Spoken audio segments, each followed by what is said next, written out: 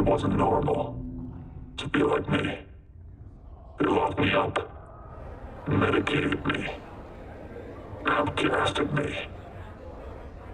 People took everything from me because of the way I am, my way of life, my family, my morality.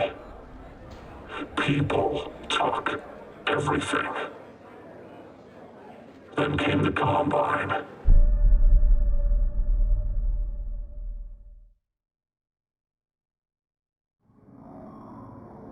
They listened. They told me that the problems of the mind are not the problems of the soul.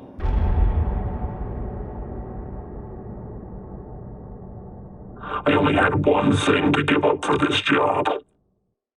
My humanity. Some would say. I never had it anyway. What is up, YouTube? Welcome to the video. It's me, your boy, running down the highway with no clothes on. I took a lethal cocktail of narcotics and ripped off all my clothes. When I got pulled over by the ambulance and law enforcement, I told them I took too many vitamins, and can you please take me home so I can put on some clothes? I gotta go to work. I have a job. I got a family to feed. They complied after I threatened to ratio them into the ground on Twitter, fearing for their lives. So anyways, in today's video, we are going to be switching it up from the usual games we cover. I'm going to be talking about a new mod for Half-Life 2, Entropy Zero, and Entropy Zero 2. Now, as you guys are already aware, I am a pseudo-boomer, so by default, I love Half-Life 1 and 2, besides not playing either for almost 2 decades. Half-Life 1 and 2 are great games, I approve. There was never a Half-Life 3, which is a 2015-2016 meme that became true. Half-Life Alyx VR came out sort of recently. I wouldn't touch that game even if Gabe Newell had me in a hostage headlock with a gun, threatening to blow my brains out. Point being, Half-Life 3 never came out. Valve never released anything new besides Half-Life Alyx relating to the Half-Life 2 story. This is a bummer for a lot of people because Half-Life 2 Episode 2 had a cliffhanger ending that never got a conclusion, but most people forgot and moved on with their lives naturally. I really haven't played Half-Life 2 in so long, I almost don't remember it all, and nothing has really made me want to come back to Half-Life 2 mod-wise. The mods that we are going to be talking about today, Entropy Zero and Entropy Zero 2, are mods that actually create a complete new experience with new story elements, items, and areas. All characters in the game are individually voice acted, and the game features an in-depth story experience with a new campaign. It is an almost perfect fill-in for what Half-Life 3 did not fill in, to an extent. Entropy Zero 2 released on August 20th, 2022. Entropy Zero 1, the original, released on October 10th, 2017. Somehow these mods flew under my radar and I was completely unaware of their existence. These mods have full Steam support and a store page. They are free and as easy to install as clicking the button. That is rare these days. These mods are so cinematic and well done, you almost forget that they are mods. So in this video, I am going to touch on the story a bit. I will give a spoiler warning when we get to the spoilers later in the video. So one of the biggest features of this game is you are not Gordon Freeman or any OG Half-Life character. You are a Combine soldier, Agent 3650. You are loyal to the Combine and are against the Rebellion and everyone who are your allies in Half-Life 2. I always liked the Combine. They are freaky and mysterious. This game actually humanizes them and makes them more than just evil soldiers. If you play these games and you want to experience the full story, I would suggest turning on the subtitles because you're going to be struggling to understand all the Combine noises. I'm not going to talk too much about Entropy Zero, the original. It is an introduction to the character. You are a Metro Combine, quote-unquote, bad cop. In City 10, a never-before-seen place, you are on a mission with your Combine brethren, raiding the rebels and resistance in City 10. The gameplay is great. You get to use new Combine gear, like the flying saw blades, the electric stick. You also get Combine night vision that they come with their helmet. It is overall a fun, intense experience. The weapons and damage have been rebalanced. You do feel like an emotionless killing machine while you play this, and I really enjoy it. The raid on the rebel base is really fun, and it even has a stealth portion where you infiltrate the base and then sneak to the turrets to turn them on against the rebellion. There are some pretty intense, scary moments in this game. There's a part where you are fighting an onslaught of zombies in a dark subway you get thrown into. There is a part where your headlight gets short-circuited and you have to protect another character for a light source. You also end up going to the main citadel and you fight through it to fight the Vortigaunts and people that are trying to overthrow the citadel. There's a lot of like weird platforming stuff you do in this part, and a lot of like electric puzzle things you have to blow up. I was falling to my death a lot in this part trying to figure out where I'm supposed to go. It was still fun though. I wouldn't describe this mod as super hard, but it is difficult and there were some frustrating parts. That comes with every game in existence though. But it's been far too long for me to compare it to the original Half-Life 2, but the shooting and damage overhaul is definitely noticeable and it makes the game fresh and fun.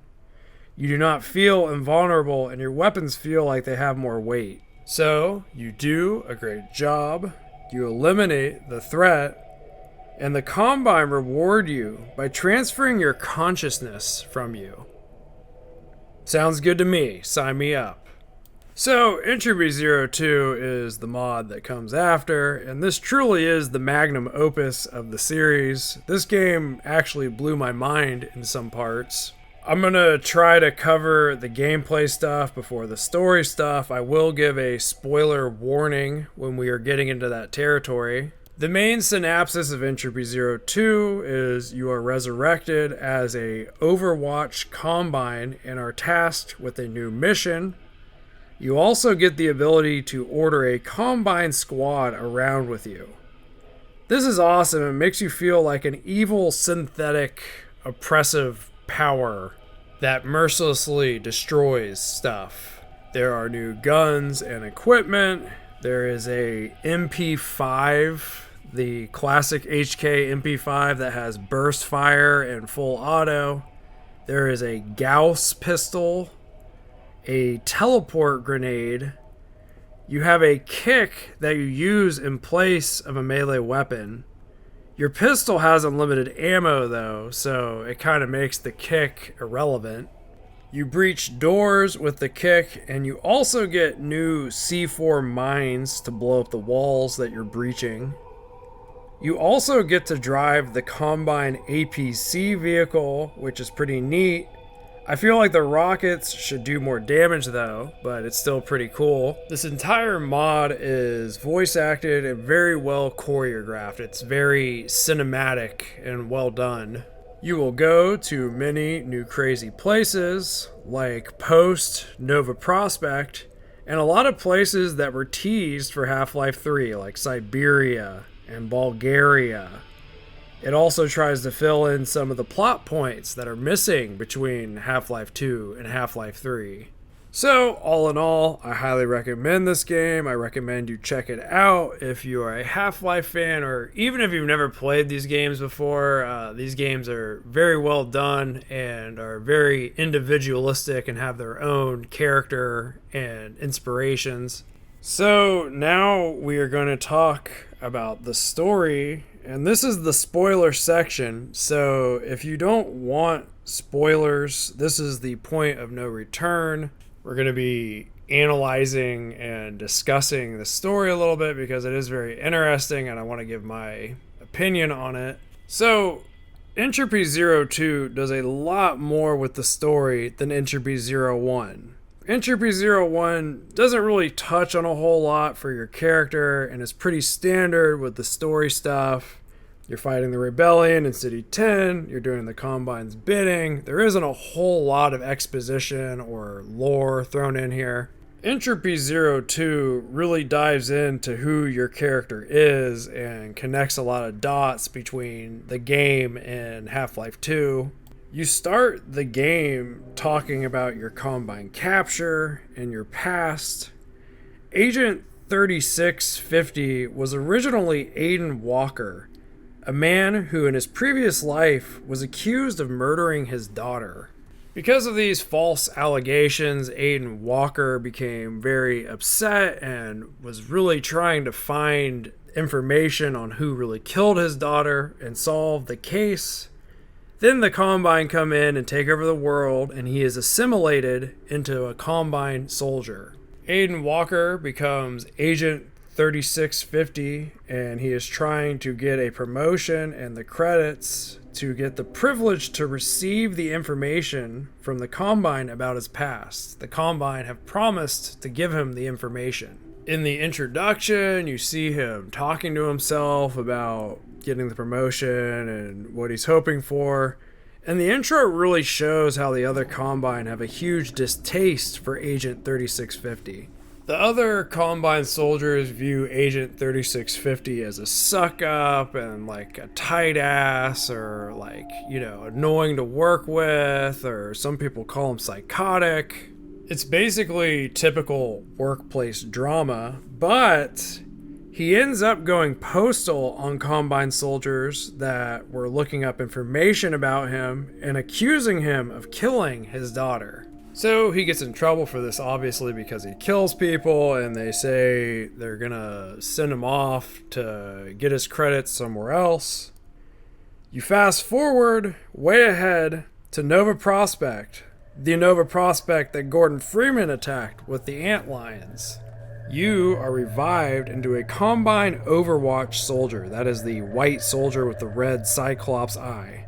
Your goal is to capture Judith Mossman for the perks and the promise of the information about your past. Judith Mossman is the female scientist from Half-Life 2 that is headed for the Borealis in the end of Half-Life 2 Episode 2. You fight through the antlion-infested Nova Prospect to get to the extract ship. You are extracted and then dropped into a rebel hideout in Siberia. This is the one Judith Mossman is at. You lead an assault team through the hideout, fighting through all the rebels. The rebels get away and move to another facility. The rebels keep talking about another Overwatch soldier they have locked in the basement, so you go down and investigate while your team tries to figure out how to get to the other facility. So you decide to investigate, and you are reassured that if you lose Mossman, you fail your goal and don't get the info or the promotion. So you end up talking to the soldier in a conference room and confront him. He is your clone. He questions you on why the Combine kept your memories and hints that the Combine could be using you. The power gets shut off and your whole squad gets murdered by blue zombies. You fight through to get to the generator and turn the power back on. You talk to your clone again in a phone room. He tells you that the rebels and Mossman have something that the Combine desperately need, and they are using you as an expendable asset to get it. Agent 3650, the version you are, does not believe this about the Combine because the Combine promised to fulfill their obligations if he finished the mission. The clone asks you to join him on getting the stuff, but you decline and tell him that he's just getting in the way. So the clone makes the floor explode and drops you further down into the facility. You fall down into a more lab-like area. There's a lot of blue stuff everywhere. It's dangerous. It can kill you. It's what the zombies have on them. As you further progress, you hit an electrical beam that zaps you of all your weapons. You eventually run into Wilson, one of the portal robots. Wilson says that he has met you before, meaning your clone, and he says he will help you open doors to get through the facility to get to the surface. There is a giant monster blue zombie that stalks you throughout the entire facility. You will be doing Portal-esque puzzles, and there are turrets that will go off, attracting the zombie if you set them off. You will find some radios with recordings of your clone being cut off from the Combine while he was down there finding everything. Your clone calls the Combine for backup to help him, and they decline, viewing him as terminated. You listen to your clone monologuing about the situation and what all is happening. So, if you guys couldn't guess, you're in Aperture Labs, the labs from Portal, but it is infested with blue zombies. You fight through the puzzles, run from the monster zombies some more, then you find your clone's hideout. You listen to some more stuff and you hear what your clone is planning. You also get to see some slideshows about Aperture Labs and the anomalies that they have caused. Your clone talks about how the Combine are using your daughter Ava and your memories to control you to do their bidding. But they also plan to take the same memories away from you when you find what they are after. You get a new gun that you use to fight the zombie boss. You also get these new Aperture Lab grenades. The Aperture Lab grenades use teleport technology, so when you throw it at something, it will teleport everything in the blast vicinity to Zen, but then bring things back from Zen. Zen is the planet from Half-Life 1, where they accidentally cause the resonance cascade that causes everything from Zen to teleport to Earth, starting the entire series. So, you finally reach the surface, and you decide to take Wilson with you. Wilson is going to help you, and if you take Wilson to a certain place, you can put him in the mainframe, and he can take control of the entire facility. Wilson becomes your friend, so you're going to be carrying him around a lot. For the rest of the game, you're going to be carrying Wilson. The Combine give you a gift. They give you the APC tank and a dog companion to help raid the other facility. You move through some more Aperture Labs and fight through some more Resistance members. You drive through a lot of really pretty, snowy Siberian scenery.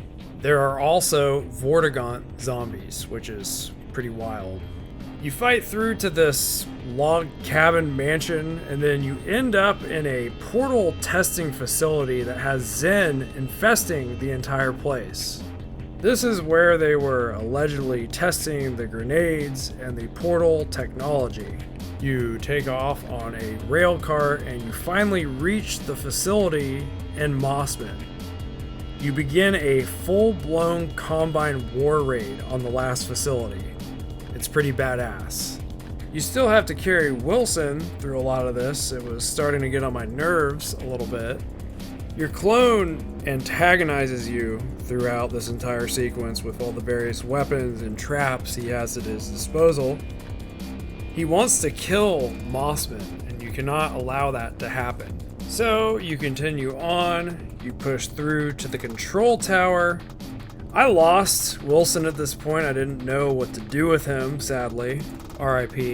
You have another intense combat section with your comrades. You fight rebels, and then they throw teleport technology at you, and Zen creatures start teleporting everywhere that you have to fight. You finally push through to Judith Mossman. Your clone wants to kill Judith Mossman, but you need her alive for your reward. So you rush her back to the Combine, while your clone chases you. You get Mossman back to the cavalry, and she is successfully captured. You get on the computer to talk to your Combine Overlord. The Combine Overlord is happy that you caught Judith Mossman, but he is still not appeased because your clone is now fighting its way through to the quote-unquote thing everyone wants. You better stop him from getting to said thing, or we are not going to give you your perks and rewards that we keep promising you. You follow your clone further down into the Aperture facility. Your clone is threatening to collapse the facility by throwing the cooling system on. You get an ominous vision of you on the Borealis and your clone on fire, and you see the thing. You move on to a boss fight with your clone in a room that almost looks like the test chamber from the first Half-Life. You succeed in the fight, you catch your clone on fire, and he goes on the run. You turn the cooling back on. You pursue your injured clone onto an elevator that takes you through a hallucinogenic galaxy portal. You have finally reached the Borealis.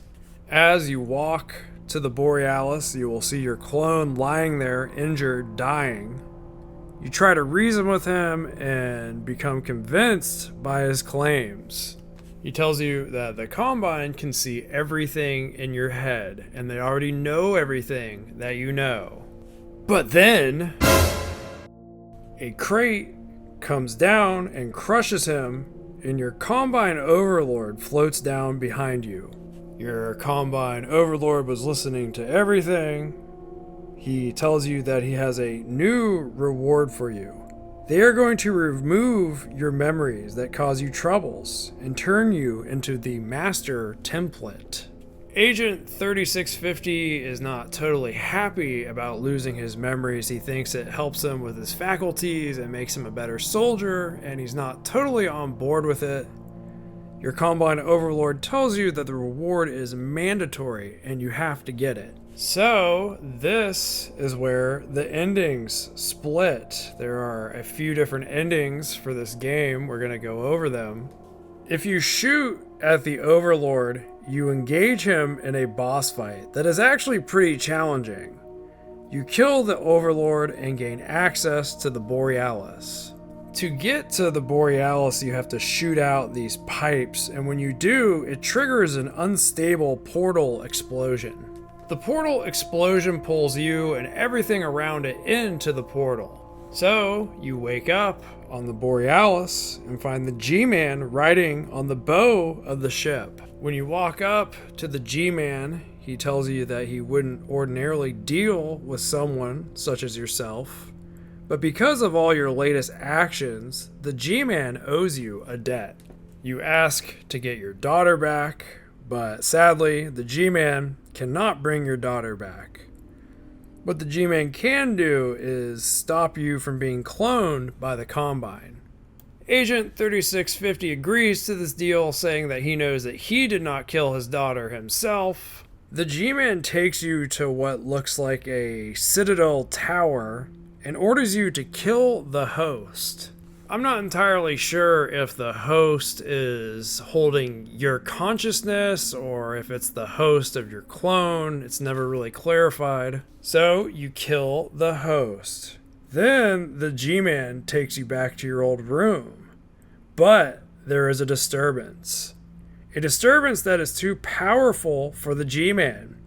He leaves you and you get sucked into an alien portal of undisclosed origin. It's not really disclosed what the alien portal is or who it is. I think it may just be the Combine doing it again, because I think the G-Man does not have the power to fight the Combine himself. That's why he was disturbed and afraid. You get pulled into the portal and you hear your character scream, "The end."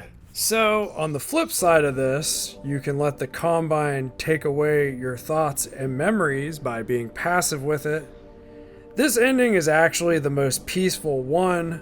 You hear the Combine talk about how restless and troubled you are, and how you now will be at peace with your new position as the master template. You watch as your Combine overlord gives you orders, and your character responds with no life or soul in his voice. Your brain is gone. The end. If you get Wilson to the place, I did not succeed at this, Wilson will save you from having your mind erased and kill the Combine overlord. He gives you a weapon and says he's going to help you continue your mission. The end. If you go against the G-Man in the part where you're in the Citadel and attack him or whatever, he will teleport you to Zen, and that big monster zombie will come and kill you. And that concludes all the different endings to the mod. So I want to give my final thoughts on the story. I want to talk about what I'm still confused about or still wondering about.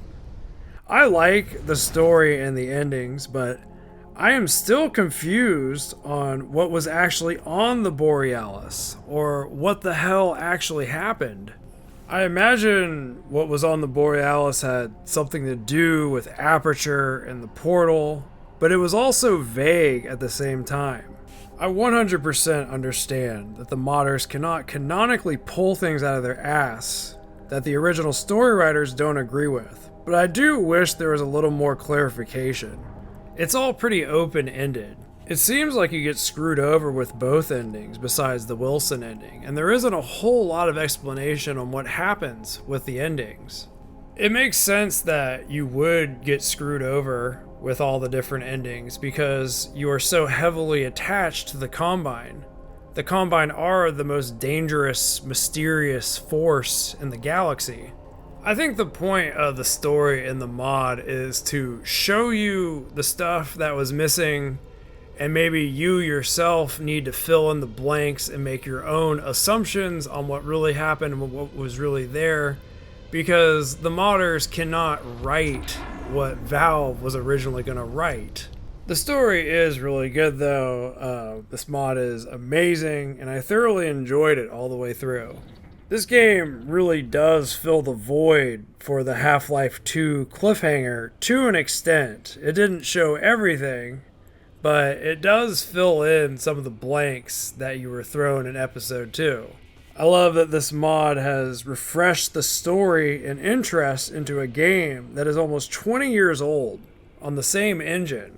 I'm gonna shit on Half-Life Alyx a little more. I said in the beginning of the video I did not touch Half-Life Alyx. I do not care about that game. I'm probably never gonna play that game.